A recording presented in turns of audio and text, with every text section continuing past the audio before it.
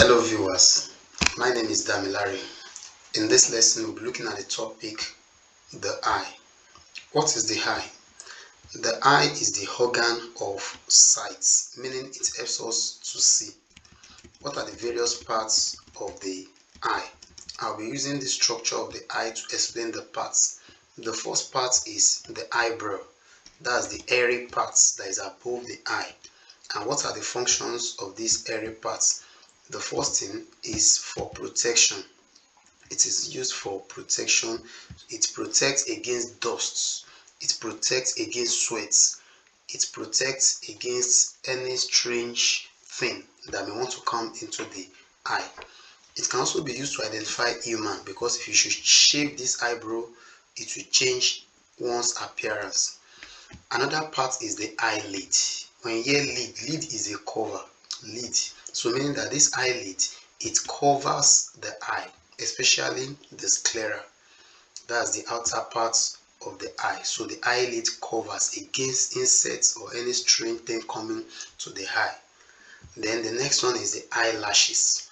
These are the hairs, these linings of hairs that always protect the eye also against dust, against sweats and any strange bodies. Then from the eyelashes, I'll move to the part that is under this eyelid. When you open the eyelid, you will notice that there is another part under it that is pink or red, so which is called conjunctiva. This is the spelling of conjunctiva. So when you open this eyelid here, so you will see the red parts. It is also moist. So this conjunctiva, it is actually there to help to moisten the eye, also protect against disease, because it washes dust or any dirty things that is in the eye. So that's for the conjunctiva. And when it is inflamed, it can lead to conjunctivitis. Conjunctivitis is an inflammation of that conjunctiva due to bacteria. So that is for the conjunctiva. Then we'll come down to this white parts. This white part is actually called sclera. Sclera. So it is the outermost part of the eye, and it's for protection. It protects against any strange thing coming into the eye. That's for the sclera. When there is any bleeding from this sclera, they call it sclerotic bleeding. So apart from this sclera, we still have another part, especially when you come to this eyebrow. So there is what we call lacrimal gland underneath this eyebrow. There is lacrimal gland where tears always start from, or is always produced before it comes down to this lacrimal carbuncle. There is a lacrimal carbuncle here. So that is where the lacrimal gland brings its tears. Now, apart from the sclera, I've mentioned this white earlier. Then let me say a bit about the tears, since we said there is a lacrimal carbuncle here. So the tears, it actually contains an enzyme. They call it lysozyme. Lysozyme, that's Lysozyme, lysozyme. So this is a kind of proteinous substance. So it's always help to fight any disease or any bacteria. It kills bacteria in the eye. That's the lysozyme inside the tears, and the tears is made up of salt, of water, and so on. Then when we come into the eye, we look at this colored parts. So this colored part of the eye is actually called iris. That's the iris. So looking at the iris, it is the iris that determines the size of the pupil. The pupil is this innermost part here, or let's say the black parts that you are seeing here, that's the pupil. So it means this pupil is for passage of light. You can use the letter P and L, passage of light. While for the iris, you can use the I for increase, R reduce. It means this iris will increase or reduce the size of the pupil, so that it will determine the amount of light that will enter here. So meaning, especially when it's at night, that there is no light, so it will be widened. The iris will widen or dilate for the pupil to be widened. So the iris will dilate for pupil to be widened, so that there will be enough light coming into the eye to see. But in the day, when there is enough sun or light, so it will rather contract. So that means the iris will contract to reduce the light coming into the pupil. So that is work of the iris. And this, as I said, the iris is the colorful part. Some people have it as brown, some have it as black, some have it as blue, depending on the person's environment. Okay, so that is for the iris and the pupil. Then we also have another part when we begin to go deeper into this eye. So that's talking about the lens. So we see the lens. When we go inward, we'll see the lens. So what is the function of this lens? It is the lens that will receive the lights after the pupil has brought in the lights. In short, remember there's another part called cornea. Cornea is just the bulging part of the sclera. When the sclera is coming from the back, all this white from the back, by the time it comes to the front, bulging out in the front, so they call it cornea. Though I will still show another picture to explain that cornea.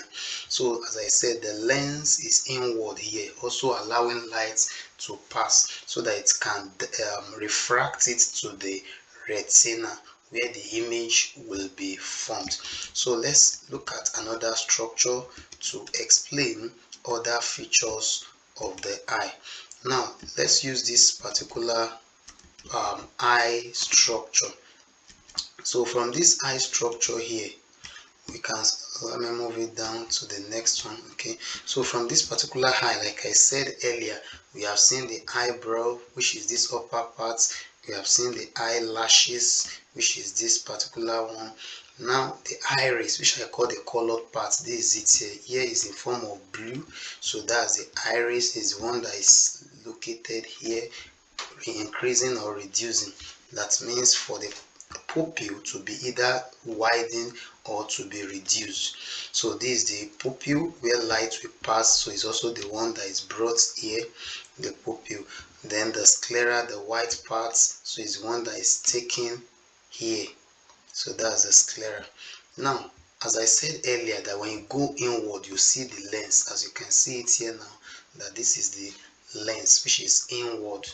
So then when you also as I said about the movements, that when light enters through this through the pupil, so the light gets to the lens, then the lens will refract it, it will bend it to the retina. This is the retina here, the innermost part of the eye, because we have the outermost as sclera. This is the outermost part of the eye, sclera.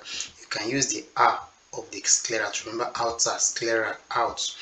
Then you can use the ID to remember middle part of the eye, id. Then the inner, the INA of retina. So sclera, outer, choroid, middle, retina, the inner part of the eye. So when the light enters through the pupil, it gets to the lens will refract it to the retina to form image. There's another part of this retina which we call yellow. We have the yellow spot. So yellow spot is where the best image is formed in the eye. So the best image, because it has enough cone and rod. Cone and rod. When we talk of cone and rod, these are cells in the eye. So the cells in the eyes. The cone is always sensitive to light and color, from the word co, letter C, color, and by the rod, that one is not sensitive to color and rod, and that's why they have what we call rhodopsin and iodopsin.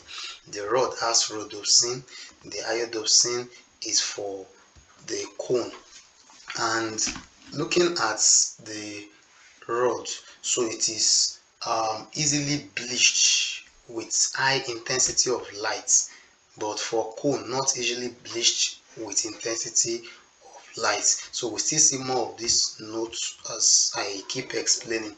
So from here, after the light has penetrated into this lens, then image will be formed at the retinal part. So as I said earlier, the yellow spot is where the best image is formed, but there is a place here called blind spots. So image will not be formed here because there is no rod and cone is not sensitive to light, but it's only connects to what we call the optic nerve. That means it's a passage to the optic nerve which leads to the brain. Now another thing about this eye, we also have you can see this whitish part here, so it's used to hold the lens. They call it suspensory ligaments. This suspensory ligaments, so it's used to hold the lens. That means to accommodate, like it will change the position or the direction of the light. So then above it we have another called suspensory ligaments. So they both work together for accommodation of light. Either you want to look at something that is near or far, you make use of this suspensory and the ciliary muscle. So the suspensory ligament and ciliary muscle.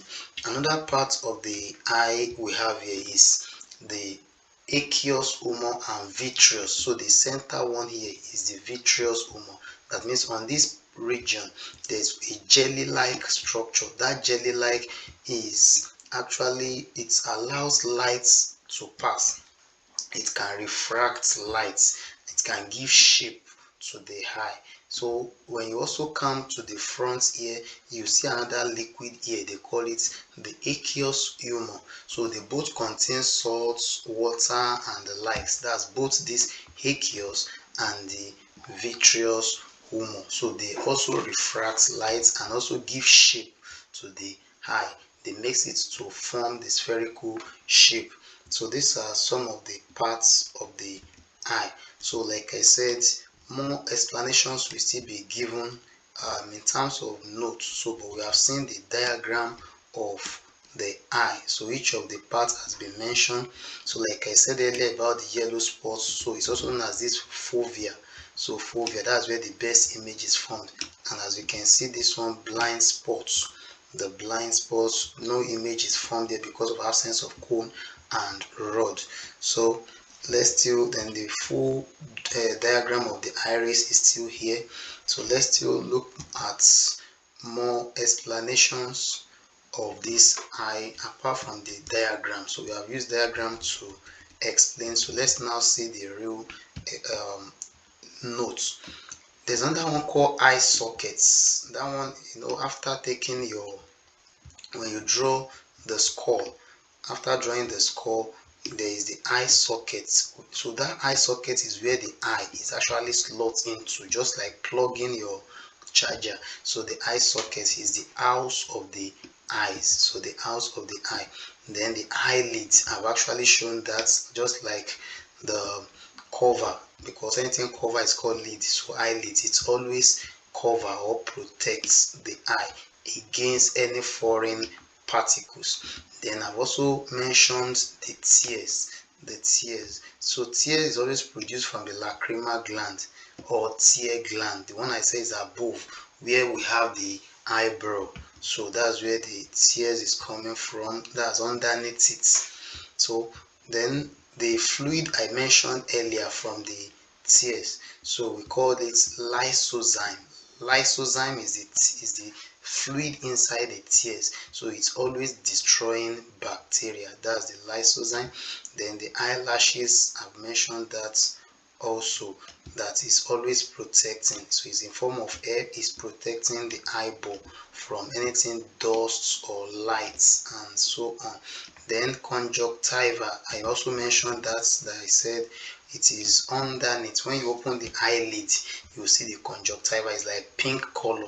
It is thin, transparent with transparent that you can see through it. So it's a thin, transparent membrane lining. It is inside the eyelid and it can protect the cornea. That means looking at the one that bulge out of the sclera, the part of the sclera that bulges out is called cornea. So this conjunctiva covers it. So but once it is inflamed, then there will be conjunctivitis. So I've said that earlier. So this is just to buttress the points. Then let's look at more structures of the eye. So looking at sclera, I've talked about that from the letter A, R, just like outer sclera, the outer part of the eye, the outermost. And as I said, when it bulges out, we have our cornea, and it is to protect. Its work is to protect. Then another one, choroid. I've also mentioned that earlier, that this choroid, you can use ID to remember the mid. It's the middle part of the eye. Then another thing you can remember from here is when you pick letter O and letter D, then add F, that's food. So meaning that it can provide food to the eye as well as oxygen. You can use the O and O to remember O2, oxygen. It can produce both food and oxygen to the eye. There is a black pigment inside this choroid which is used to absorb light. Remember, black always trap more light than white, so it traps light and it will not allow it to reflect, so it will prevent light reflection. So that's for the choroid layer. Inside the choroid layer, we still have other parts like the ciliary muscle, the iris, the pupils, the suspensory ligament, and the lens. They are the ones that make up the middle parts of the eye. So the middle part of the eye, so that's ciliary muscle, iris, pupils, suspensory ligaments, and lens. Now let's move to iris. I've also talked about this from the R, reduce, I, increase. It means for the light to pass, so the iris must either increase or reduce the size of the pupil. And what is the work of pupil? You can use the L and P that is in this spelling to remember light passage. So it's to allow light to pass or enter the eye. Then ciliary muscle, from the word cilia, so ciliary muscle. So the ciliary muscle is always contracting, like moving. Since it's a muscle, it will contract, it will relax, so that will determine the focal length of the lens. That means the lens, making lens to focus either near or far. So helping to determine the focus. So ciliary muscle determine focus of the lens, either it should be near or it should be far. Then suspensory ligaments, his work is to hold the lens. Then lens itself is transparent, just like a glass. Is transparent and is biconvex. That means bending outward on two sides. So biconvex, and it's elastic because you can either make it wide or make it thin, thick or thin, depending on the position of your suspensory ligaments. So as I've said, it also refracts light. That means it will direct the light inward and send the light to the retina to form image.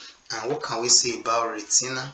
I've also mentioned this earlier from the drawing, that the letter A, to remember outer, retina, R for outer.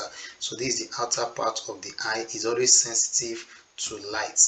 It is vascularized, that means allowing different blood vessels to pass through it. Then it is also containing what we call cones and rods. These are cells. For cone, it is sensitive to both colored visions and eye lights. But for rods, these ones are not. So they are not sensitive to colored vision. So only colorless vision, that's what they are sensitive to, and low lights. So that's what, from the word rod, you can remember rhodopsin. Rhodopsin, which is a protein substance that contains vitamin A. So this rhodopsin also does not contain, is not sensitive to light and colored substances. Then yellow spots, I've also mentioned that, also known as fovea centralis. Yellow spot is also known as fovea centralis. It's the most sensitive part of the retina, so where we can get the best image. So the best image is formed here. But for blind spots, as I've said earlier, light is not sensitive to light, so not sensitive to light. So because there is no cone there and there is no rod there, so this blind spot, that's where optic nerve is connected to the brain. so it leads to the brain. Then we have optic nerve itself. As I said, its own is to connect or send the impulse of the eye to the brain. That image, will send it to the brain. The aqueous humor is transparent watery liquid. From the word aquatic, you can use aquatic to remember aqueous, so mean that is a watery liquid and it's transparent. It fills the space between the cornea and the lens. So looking at the aqueous, so it's helped to form a good shape of the eye, and also it can refract light. So allowing light to pass. And inside this aqueous humor, we have protein, we have sugar, we have salt, and we have the water. So all these make up the aqueous humor. Then the vitreous humor is just like the aqueous humor, just that it is jelly-like liquid, so it still contains the same protein, sugar, salt, and water, and also still help to fill the space between lens and retina. So that is for the different parts of the eye. Another thing we'll be looking at is function of the eye. What is the work of the eye? The work of the eye is to see, and before you can see, there must be an image formation. How will the image be formed? There must be a light coming from the object you want to see, and when the light comes, it will come through the cornea. That's the part of the sclera that bulges out. So, and when it passes through the cornea, then it will also come across aqueous humor. That's a liquid substance that can also refract, and from there it enters the lens. Once you check the drawing, so you can get up the picture of what I'm saying, it will go through the lens. Then from the lens, it will pass through the vitreous humor, which is the middle, the one that is in the middle of the lens and the retina. So you pass through the vitreous humor and go down to the retina. So when the light now get to the retina, then the image will be formed there. So before it is now sent to the brain, so before through the optic nerve, it will be sent to the brain, especially at the optic lobe of the brain. So that's for the image formation.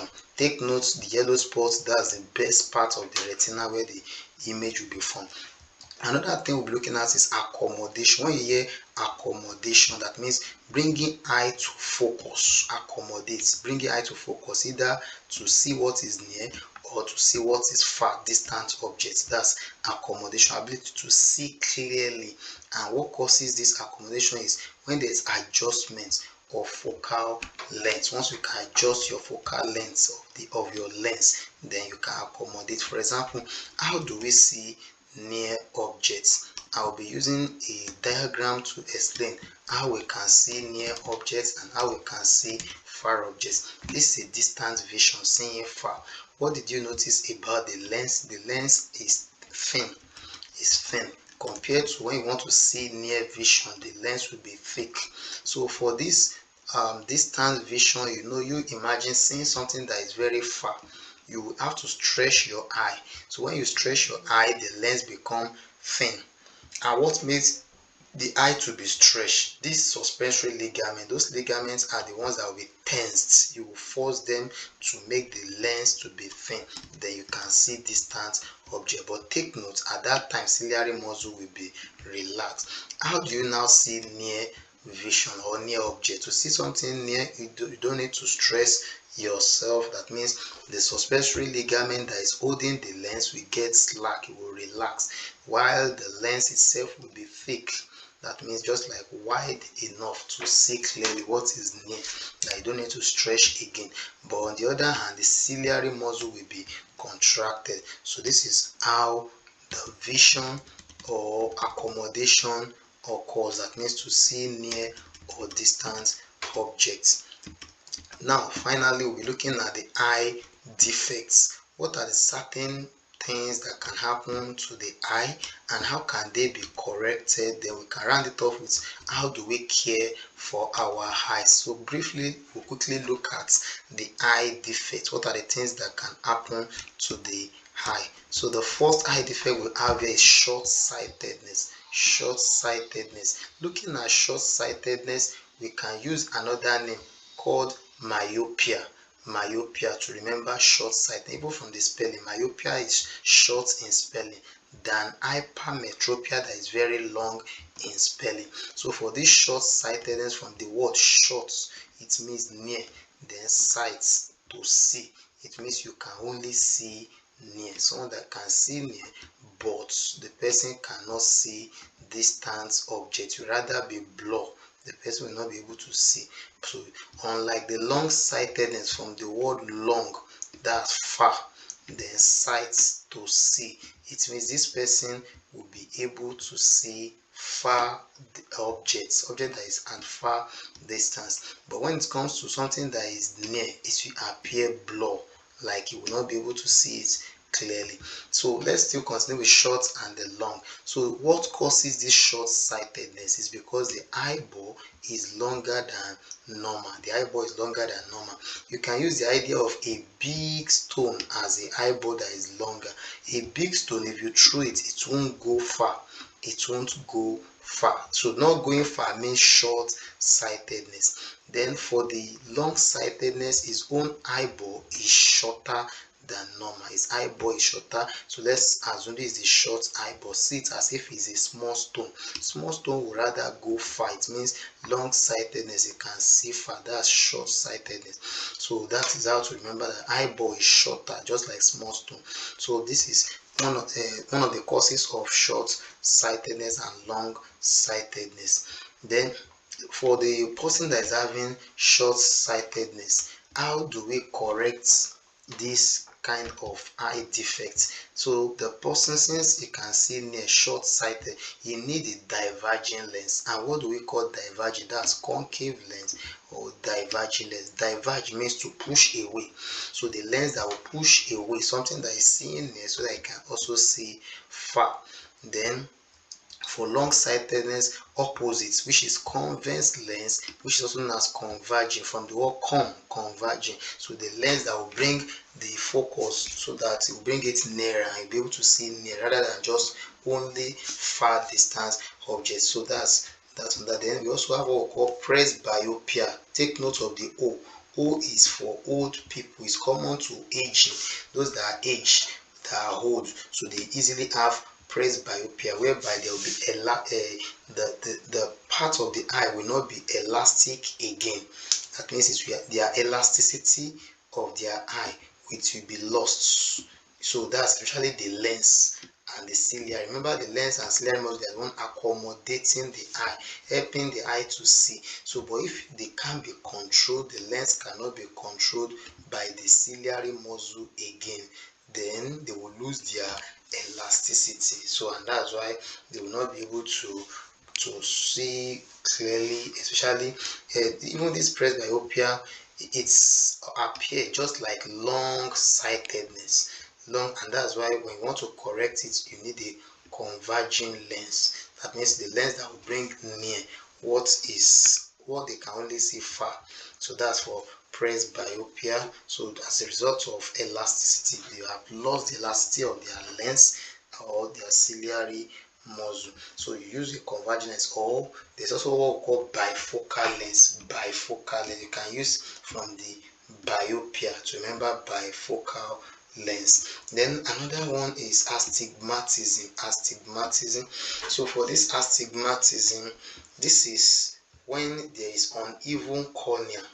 Uneven cornea, that means the one that bulges out from the sclera, when it is not evenly curved. So that uneven cornea, it can cause astigmatism, especially when you see vertical things, you'll be seeing it in form of double. So that is astigmatism. So it can only be corrected by using cylindrical lens. You can get a cylindrical lens to correct the astigmatism. Then we have what we call cataract. This cataract from the letter C is cloudy. When the people, especially old people, when their eyes become cloudy, so the only way it can be corrected is getting a plastic lens, or the person gets spectacles with suitable lens. So then we also have what we call night blindness. That means at night this person may not be able to see clearly, and the reason is because the person lacks vitamin A. Then conjunctivitis, as I've said earlier, is about inflammation. When the conjunctiva is inflamed, so that is conjunctivitis. So inflammation of the conjunctiva, that's what we call conjunctivitis. And what normally causes inflammation is bacteria. So bacteria can come and affect the eye.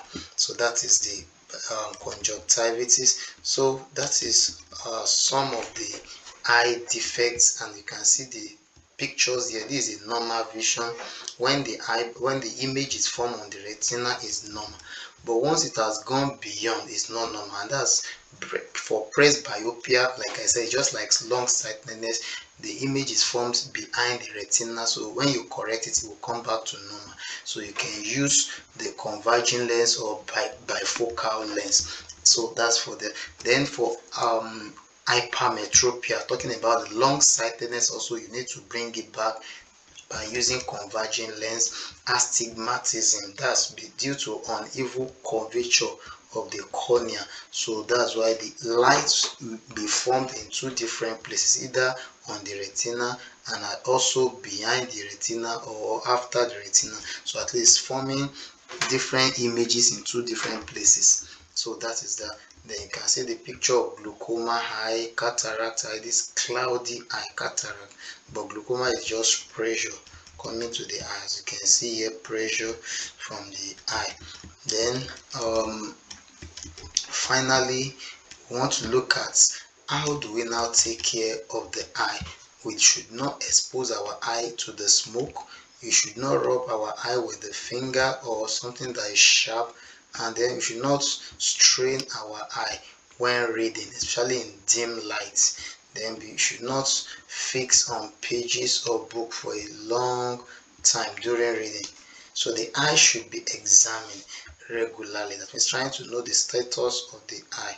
Then finally, the eye should not be exposed to disease. So we have just looked at the topic, the eye. So thanks for listening.